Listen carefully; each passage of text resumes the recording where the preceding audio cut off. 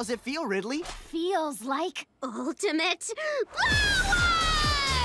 Does this thing have character customization settings?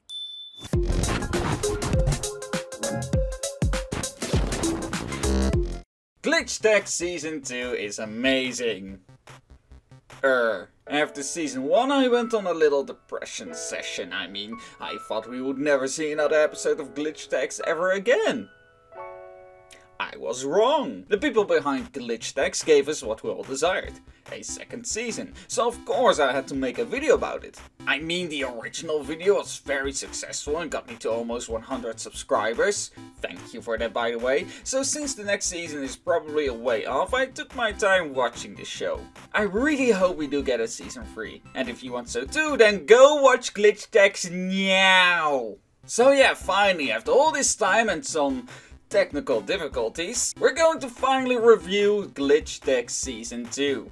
So before we begin, I want you guys to know where I'm heading with this video. Basically, if I were to review this season the same way as I did with the first season, we will get the same review. That's just how it is. The characters are still top notch, the jokes are still top notch, the dialogue is still top notch, the animation is still freaking top notch. I'm pretty sure that if you were to rewatch my original Glitchening video, you basically get the same ideas of my opinions on the second season, because it's just more of the same. And more of the same is in this case very, very, very good.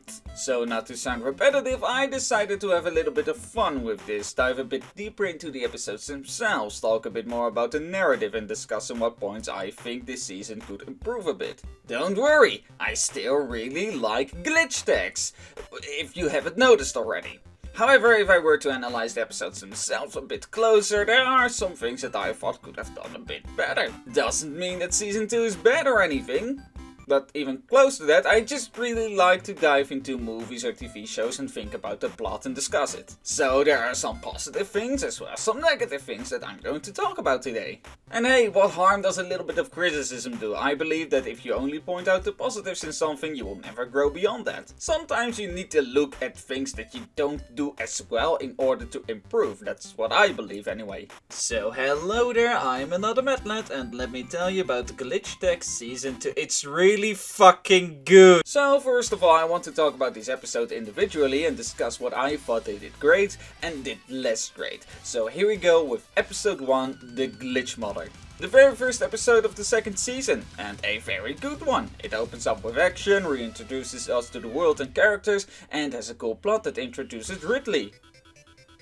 She's very cool. Not really a fan of the setup of this episode though. You see, in this episode they acknowledge that Miko can't reset, her memory can't be wiped out. I find it cool that this was addressed again, since in the first season it didn't really come up again after the very first episode. However, this starts something in this episode that I didn't really like and didn't really make sense to me. You see, in this episode the other techs call Miko weird because of her whole not being able to reset thing, and Miko gets really angry at 5. For no real good reason, in my opinion. She gets so angry in fact that she rejects the nickname Meeks. And I like that nickname. The reason why is because 5 said he didn't find Miko weird, he just found the whole reset thing weird, which is perfectly reasonable. I think it would have been a bit better if this wasn't about resetting, but about Miko playing some kind of embarrassing video game. We all had that one game in our lives that we were embarrassed to talk about with others. In middle school, I played Pokemon, and people made fun of me because I was playing Pokemon. So I beat the crap out. I think this concept can work really well in a potential season 3. Anyway, if 5 said something about how he found the game Miko was playing weird or something, then I would totally understand why Miko would get upset. Episode 2, Ping. I really quite like this episode, it's one of my favorites. We get more insight of 5's character and there are some nice retro references. Also Miko and Mitch teaming up was really cool to see. And spoilers for the rest of this video, but over the course of this second season, Mitch grew to become one of my very favorite characters. He's up there with Miko now, that's the level we're at. He gets the most development out of anyone during this entire season, which I really appreciate. Episode 3, Ralphie Bear is back. Also another great episode. It's one of the best examples of how Glitchening references other games without it being too on the nose or obvious. As you might imagine, this episode is very clearly inspired by Five Nights at Freddy's, and it has some nice Easter eggs to that series. Also, the friendship Miko and Five share really comes forward in this episode, even if the big plot twist of this episode regarding Miko nearing the end was pretty obvious from the start. However, one thing I found weird was how it seemed like this episode was going to start a whole B-plot with Phil and his arcade tickets. However, it doesn't really go anywhere aside from one little gag at the end. It was really weird. To be honest, I was fully expecting something like Phil going to the pizzeria, getting stuck there or something and basically needing to play Five Nights at Freddy's to get out. I mean, can you imagine him sitting in a little office and just looking at cameras, getting jump scared and having to listen to some guy on the phone? And then in the meantime, of course, he would lose his tickets and get really sad, but no, that doesn't really lead anywhere. Might have been for the better though, since it could have messed with the pacing of the main plot a bit. There's also one other little thing about this episode that I'm going to address later, because it has something to do with Five. Episode 4, Buddies. Alright, listen up. This episode isn't bad. Not at all. It's very fun actually. I love horror movies where the characters get picked off one by one in something like Alien or The Thing. And I really like the bit of character development that Mitch undergoes in this episode, which later gets complemented. However, and this is a big however, Miko and Five's roles in this episode should be reversed.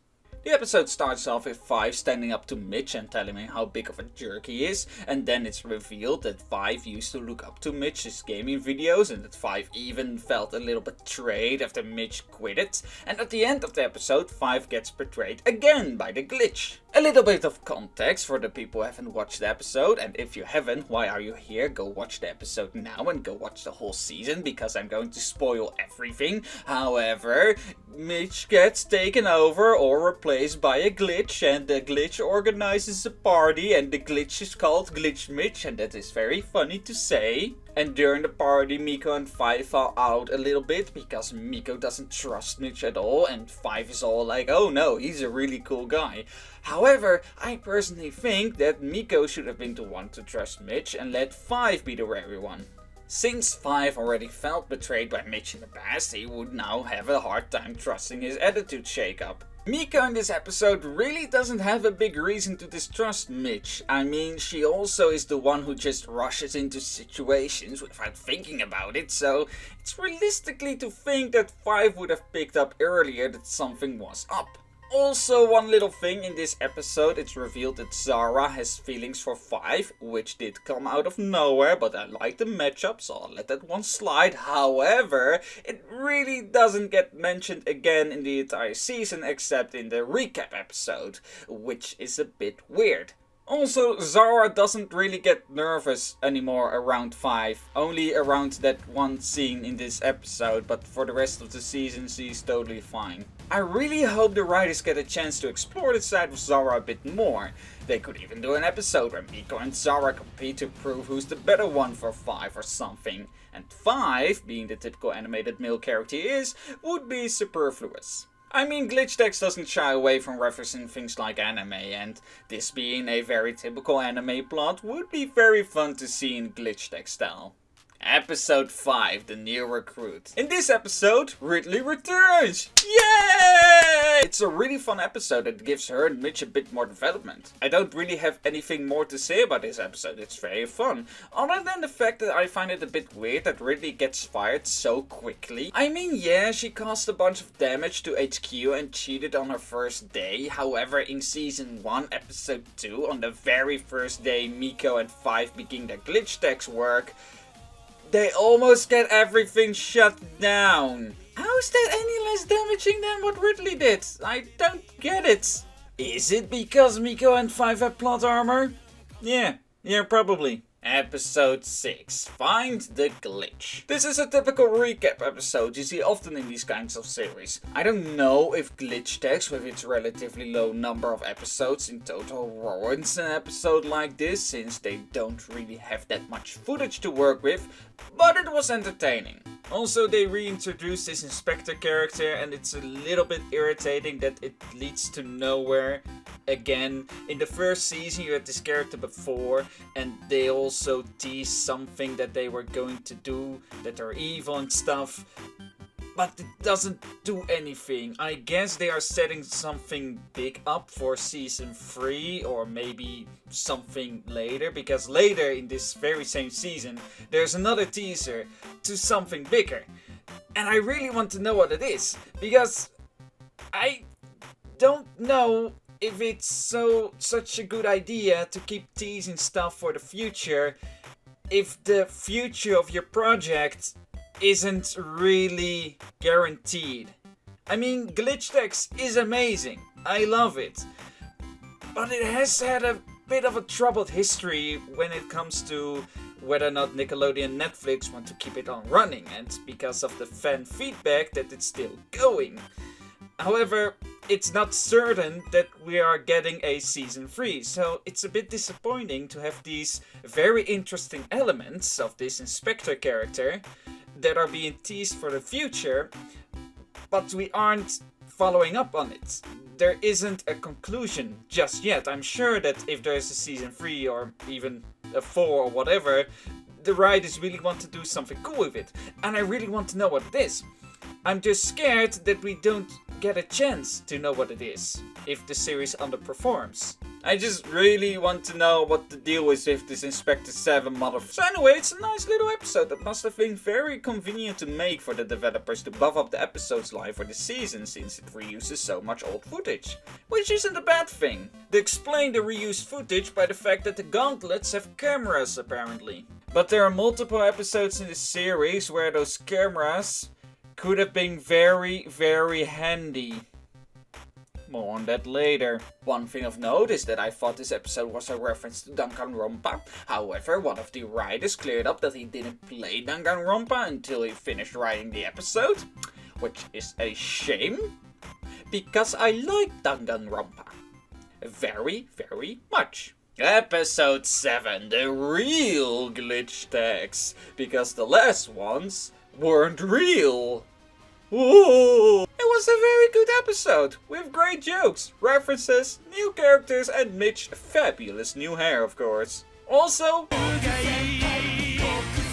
Five gets into trouble in this episode because he stole a glitch from another town's turf, so the other Glitchetex get really mad and start messing with them.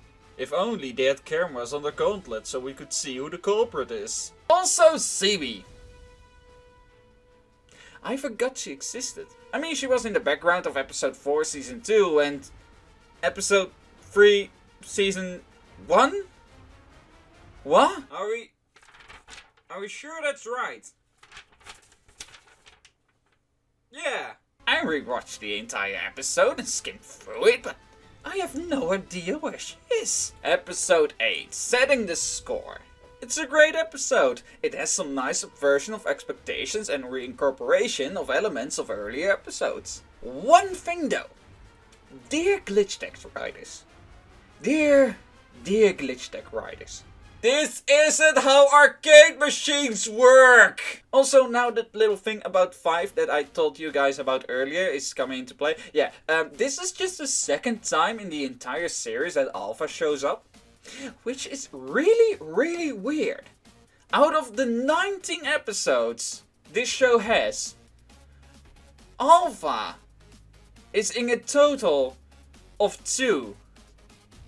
He really doesn't get a lot of screen time. I mean, if we go back to the Ralphie Bear episode, the glitch is very strong. I know. You know who else is very strong? Alpha. 5. Just use Alpha.